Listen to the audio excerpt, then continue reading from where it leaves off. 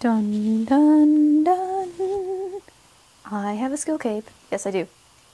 Look at this HP right there. Yeah. Anyway, let me talk. I am Breezy. Oh, let me get this up. Sorry about that.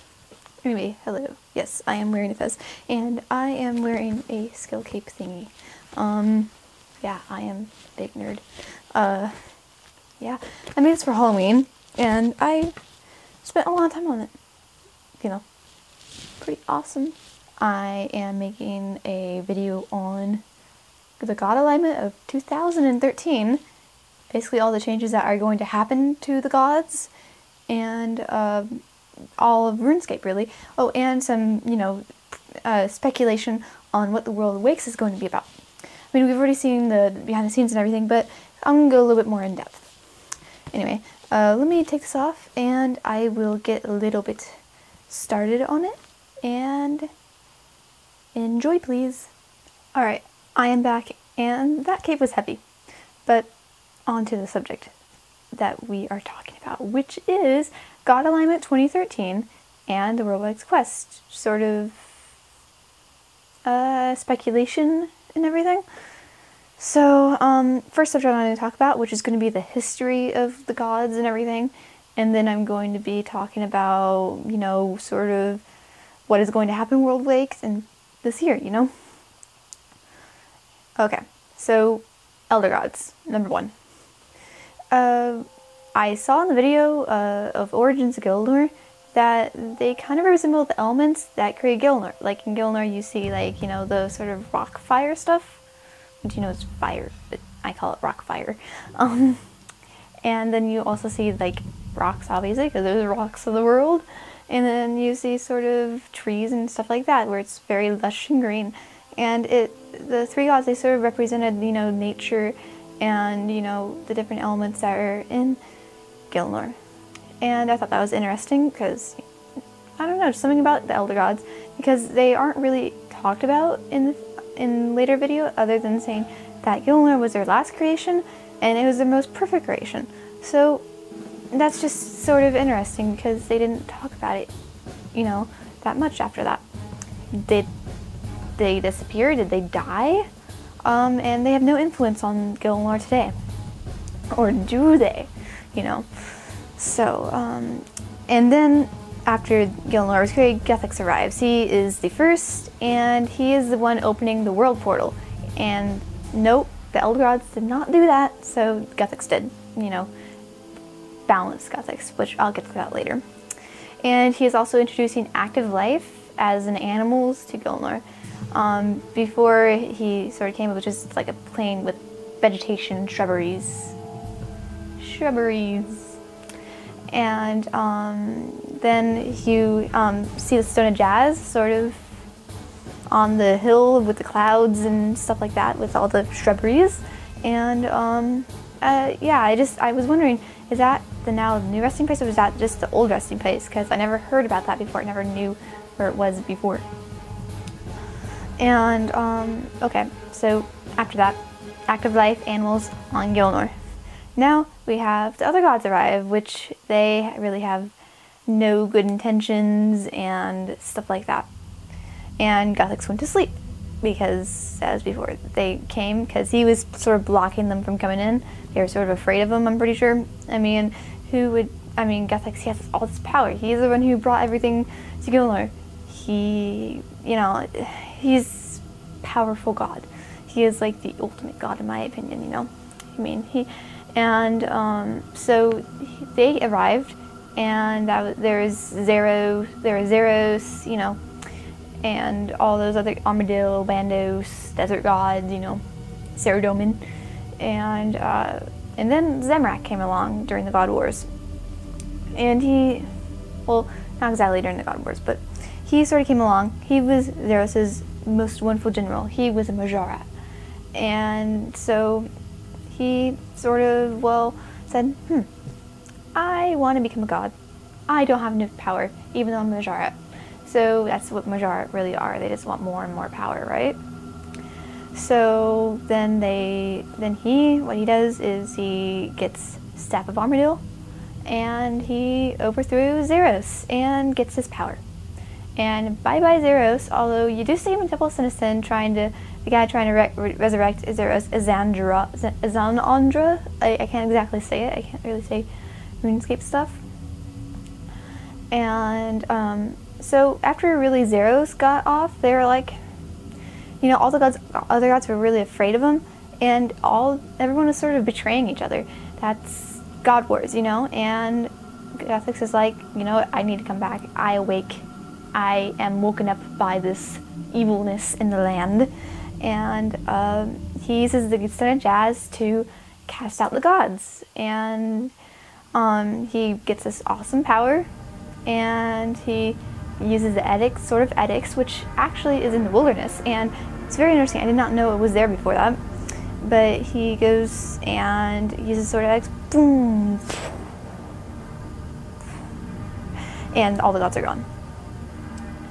And so, yeah, that's about really what happens. And now let me talk about the Sword of Edicts in RuneScape right now. It is in the wilderness, sort of by the demons and everything, and it's like really big, huge. You can see it for yourself behind me, with me standing there. And oddly enough, Lucas the S, he told me, have you seen Sword of Edicts? I'm like, Sword of Edicts? What? Because I thought in the video that the sword that Gothics had was a Gothic's God Sword, you know? I mean, that's where my mind goes. Gothic's God Sword. So, anyway, he showed me it, and it's really, really big. And then also sort of occurred to me, Sword of Edicts, it's in the behind the scenes of World Wakes, and it's glowing red, which they said means an alarm is going off. So do you activate that alarm, or do you destroy it, or do other gods or other guys trying to get in and it's breaking? What happens? Is it just on accident? What is happening? That, I mean, really, to me, I think that the gods are trying to get through, because they did say there's going to be a new god, so that is going to be awesome. And now I'm on to the shadowed figure that appears at the GE, the wilderness, and the starting place for World Wakes. I was thinking either Azandra or Zeros, and I actually think it's Zeros. But, you know, it could be Azandra, the Majorat, who helps you in Temple at Sinistan. I'm probably not saying Sinistan, I don't know, Sinistan right, but, you know. But he is still at the temple, so it's not him. But maybe it's Zeros breaking through, because when he teleports, he has this big sort of purple thing, like he's breaking through another dimension. So maybe that's what's happening. Maybe he's trying to get through. Maybe he's being resurrected. What Azandra did was correct, you know. And then he does look Majorat, but he also is sort of structured a bit like Saradomin. And then, you know, I was also sort of thinking about, you know, the gods, they can change what they are. They're Majorats. Well, most of them are Majorats, but, right? But anyway, they can change what they are. They're that powerful. So, you know, in the video, Zamorak looks like this big spiny thing on his back and everything. He's like, so maybe that's him before, and then in the modern age, when you see pictures of him and everything, he looks a little bit more human, you know, not as fictional with the big spiny thing. Although I should probably be saying he is fictional, because, you know, whatever, RuneScape. But anyway, also in the video of Origins of Gilnor, there is Saradomin versus Bandos. I mean, it is pretty cool that you are seeing Bandos, but yeah, it's not really. I just wanted to say that you do see them sort of facing off and everything. And the missing gods in the video: Armadillo, Saren, the Elven god. And do you think Saren is an Elder god? Maybe she's an Elder god. And what about all the other ones, the desert gods, you know, and, you know, all the other, there's tons of gods. I can't name all of them, I can't remember all of them, but there's, you know, tons of them. Just go on RuneScape Wiki, just search up gods sometimes, you know. First time I looked that up, I spent at least an hour on there reading about gods and the lore. it was insane. And also, dragonkin. We really don't really know what they are. We know that they're dragonkin, dragon things. I mean, and then there is the new random event sort of update where there aren't any random events, and you can go see that guy, the teacher dragon, in Varrock Museum, and he sort of tells you a little bit about the dragonkin history and everything. So that's very interesting. I like that they came out with that. And speculation on what the dragonkin are. Are they false users of the Stone of Jazz, going to be killed? Maybe they're gods themselves, like Guthix. Maybe a dragonkin is Guthix. You don't know, because Guthix is actually pretty evil. Modmark has said that. I mean, in the lore livestream, they said we really shouldn't be saying Guthix is the god of balance, because he is actually pretty bad. So, you know, that's not the right word, even though they gave it to him. So, and then also in the World Wakes quest, is the Stone of Jazz going to be destroyed? Because HTML5 is coming out. So that means no more Java, and Jazz stands for Java Application Server. So maybe there's a link there because there's going to be no more Java, it's going to be HTML5. So maybe the Stone of Jazz is actually going to get destroyed. That's actually pretty big. I think that makes a lot of sense. I really think that's what's going to happen. I think so. That's like, wow, it's going to get destroyed. So we'll finally find out more about it, I think, once HTML5 comes out and everything, or maybe before that, you know. And Majorat now, maybe in the new quest that Karshay, the one with the mini quest with that came out with the teaser of World Wakes. Sorry. Maybe he becomes a god himself, the Firmnik guy, and maybe Bilrock and all the other Majorats maybe they're going to be included in the quest. You know, that's a possibility. I mean, why would they come out with the Karshay mini quest when he isn't going to be included? You know, I don't know. And then also that was included. The last thing that was included in the World Wakes behind the scenes is the death NPC. Is he going to let Guthix cheat death, or, you know, in that manner of any of the other gods or characters? You know, that was sort of interesting how death was the guardian. You know,